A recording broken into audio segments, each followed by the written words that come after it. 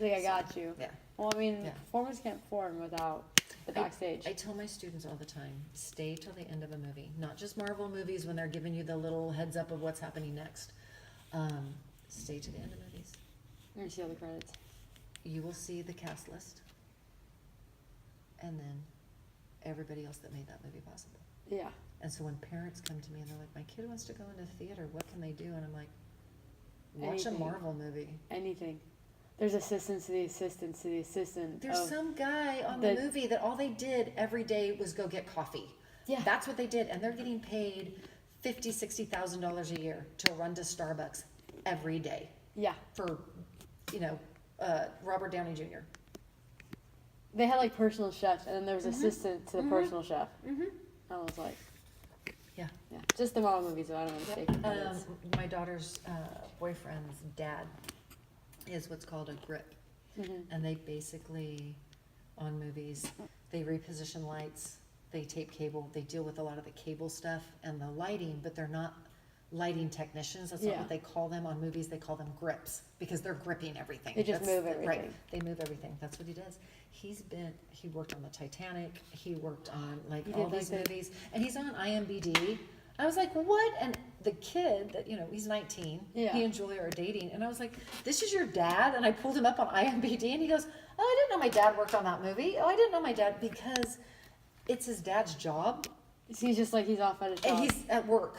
I don't Yeah. know what movie he's working on. Like, it never made a difference to him. That's just cool. Yeah. I was like, You're and like- those people, literally, he has no, I don't want to say no education. It's all experience. He got his first gig when he was 18 years old. And he's an independent contractor, and his jobs all are a friend of a friend. Yeah, just like giving connections. And Yeah. once you work on one movie, it kind of spreads. Yeah, That's absolutely. crazy. Once you get in, yep. But the hard part's getting in, though. It is, that's Alex now, he's on the cruise ship, and he's in general tech, which means they set up mics and stuff for like bingo. They set up stuff for like the guitar player singing in the bar. They do that stuff. They don't do the stuff that's in the theaters. Yeah. And that's not where he belongs. He's not a general tech. In the I don't want theater. to say it's beneath him. It's boring. It's you push a button. You're done. Set up the mics. You set up the mics, you push the button, you walk away. Just And then you gotta- go to the bar, and then somebody yells at you because they don't have the right sports game on, and you have to find Channel. you have 3 channels because you're on a boat, it's great. But everybody that's on the ship that he works with is like, you belong in the theater. And that's the job he applied for. And the lady who wanted to hire him went on vacation. The guy who took over for her while she was on vacation hired somebody else.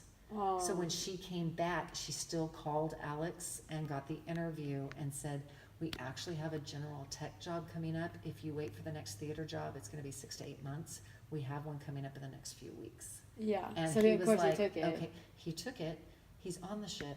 He's made friends with all the entertainment hosts, with all the characters, Making connections. with all the stage managers, with all of them. And they are telling him, on your next contract, we expect you in the theater. So he's got his exit interview this week for his first contract, and he's just going to mention and he's had 4 different bosses because they rotate. The ships rotate constantly. Yeah. But the guy who's coming back to do his exit interview is the guy he started with, who's been on vacation. Like, Yeah. he was with Alex the first 2 weeks, then he's been on vacation, and now he's coming back. And he's just I'm like, all you can do is tell him. And he goes, he's such a great guy that he'll probably just be like, yeah, when you come back, we're going to have Like, this put you in position open. This is when you'll come back. And Yeah. it's getting, his ultimate goal is to stage manage in Disneyland. Yeah. But he has to start somewhere, and he loves the lighting. He loves lighting. Good from So you. I was pregnant with him when I was working at LJ as a theater technician before I became a teacher. Cool. So he basically was grown born up. there. He was born in the I light. fed him in the theater. Yeah. I was running sound on a show. I was sitting at the board feeding my kid. Yeah. My husband sitting behind me, and then when he was done eating, handed him back and finished running the show.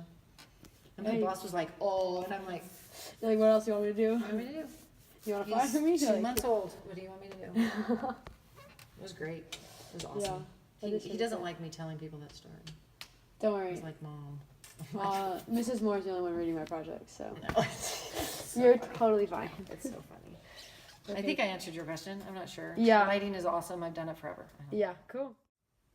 But like, what would you consider the most important component of a production? Because I know like there's Oh gosh. yeah, like I know there's a lot of like moving parts that they all need each other and depend on each other. Yeah. But would you say there's something that like absolutely we have a saying in technical theater that an actor on stage without costumes, microphones, lighting, or a set is just a naked person on stage that nobody can hear. Yeah. So there is no Main thing. there's people in the world, designers, that are like, we're doing this non-designed. That's still a decision. That's still It's still designed to go none. Yeah. Yeah. It was a choice not to do fancy lighting. It was a choice just to put a chair on the stage. You made the audience feel a certain way by having a single chair on stage. Simplicity. Yeah. So whether you put 7,000 pounds of glitter on your set or you put 2 chairs and a black table, it's a choice. It's a design choice. And if I had to pick one, for the hearing community, it's sound. It's diction. Because we can just turn the work lights on and we can still see you, but if the audience can't understand you, they don't know what's going on in the story. On the other hand, if your lighting is done well, and your set is done well, and your actors are doing their job, everything else doesn't matter. If the audience can follow the story, at least in plays and musicals, if the audience can follow the story, then you've done your job well. A lot of people don't put that much effort into lighting because they think, okay, they're standing over there, I need light over there for them. And like it goes back to what we were talking about earlier. Yeah. But what does everybody else see? What emotion did we evoke by putting that single light on that person? But then you go, okay, and sometimes you can go too far. I'm gonna make all this special stuff for emotion, but we're supposed to be focusing on this person. Yeah. So you have to find that balance of how much fancy stuff am I gonna do? What is the focus right now? And sometimes, because we're getting really cool equipment in the theaters now, there's a couple guys that like to overlight things. And I have to tell them to pull back on the musicals. Because I'm like, we're supposed to be listening to Jersey sing this song right now.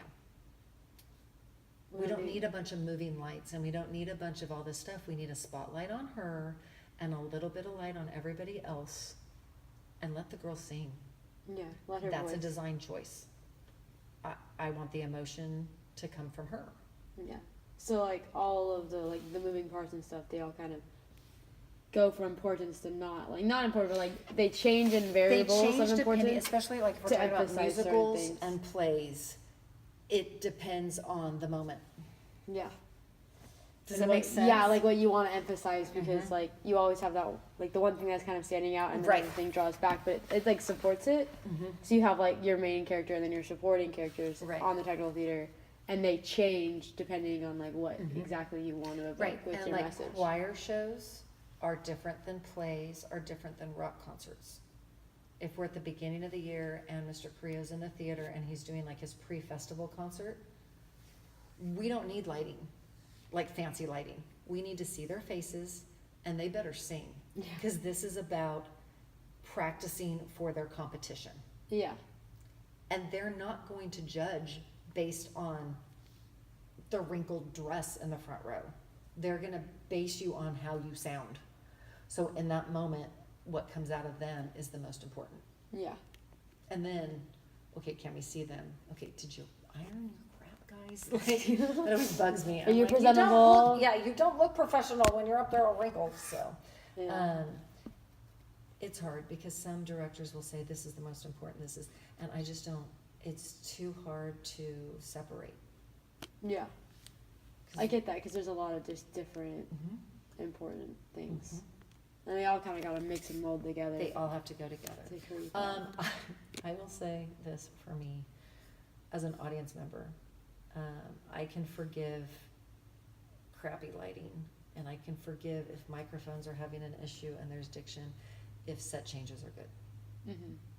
I can't stand, I don't wanna say silence, cause silence deals with hearing, but there's a silence that happens when you go from, even in assemblies, you go from one section, the dancers just danced, to somebody's gonna speak, that in-between time when, oh shit, what's next? When you lose the audience, if it's too long. Yeah. And in It's keeping it musicals, fluid and yep, moving. and plays, it's just, once you lose them, Yeah. you have to then spend the next 5 minutes getting them back. And so that's one thing, and I've mentioned it to every ASB advisor that we've ever had, is it, we didn't move enough. It's okay. I think you have to go soon anyways. You need at every assembly, and you and I talked about this at the beginning of the year. Transitions. A stage manager.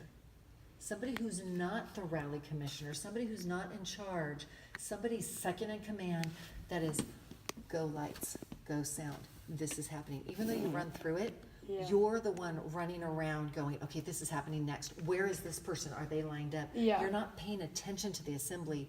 What's next? What's next? Yeah. And you did that really, really well at all the assemblies this year. Thank we you. never had that, like, Awkward dead time. pause. This one had a little bit, but it's because of the sound recording. Like, you were having to do, Yeah. you were sitting on the Well, sound. I wanted an MC, and then Miller was like, no, everyone knows where to go, and I was like, Nobody knew where to go. yeah, I was like, he was like, they'll know when they're up next, and His then they'll go. recorded voice that bugged me. Why wasn't it a kid? Because, well, my more effect that I kind of wanted was like a lower, like, dramatic voice. We were gonna have like Palinelli or Sozino do it, and we kind of just ran out of time. Yeah. And like it was coordinating it. Because, like, well, and that's the thing is time is against you also. So all this stuff we're talking about, Yeah. you can have grand schemes, but it's like, I have 2 weeks. This goes away, this goes away, this goes away, this goes away. We're gonna do this. We're gonna minimize it. Yeah, Yeah. yeah. So, So yeah. it's crazy. Well, thank you, Mrs. Galvan.